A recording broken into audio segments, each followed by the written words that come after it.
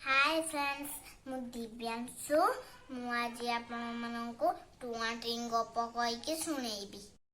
गोटे गाँव रे टुआ और टुई बोली भाई भौणी रोथिले। ताको बापा बहु जाइथिले बाहर को बुलिया पाई। टुआर इच्छा है चकुली पिठा खाया पाई।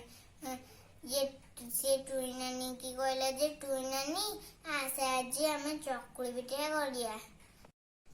टुई नानी कहले जे हाँ जे मोर भी चकुली पिठा खाया को इच्छा होची। चाल घरे देखिए ये बिरी चाउल अच्छी कि नहीं। दी जन जाक देखिला बेलको घरे किछि नथिला।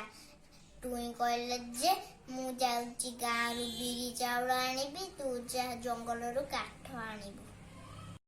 टुआ जंगल को जाइथिला काठ आनिया को। फेरु फेरु संध्या आईगला। बाघ मामू आसिक बाटे ठिया गला। बाघ मामू कहले जे मो जंगल रे किए मते न पचार कि किए आसीच। टुआ कहले जे मोर इच्छा होची चकुली पिठा खाया को।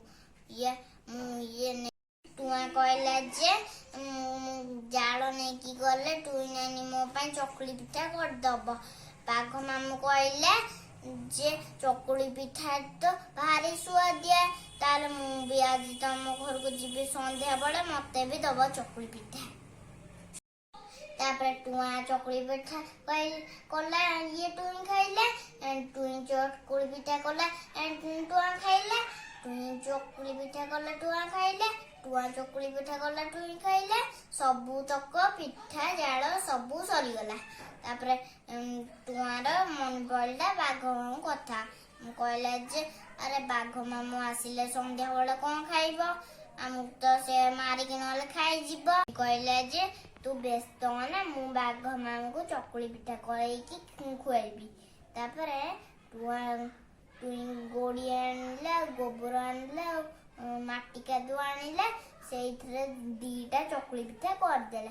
बाघ मामू आसला बेलू ये टुआ और टुई घर भीतर लुचि जाइले। बाघ मामू देखले दीटा चकुली पिठा है खाइला तो दांत रगी ओढ़ी कि भांगी गले। तापर से ये पानी पीला को तापर बाघ मामू को आउरी कष्ट है।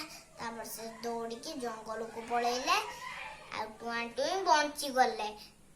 आपण मानक जदि मो गपटा भल लागिछि त लाइक शेयर सब्सक्राइब करिवे।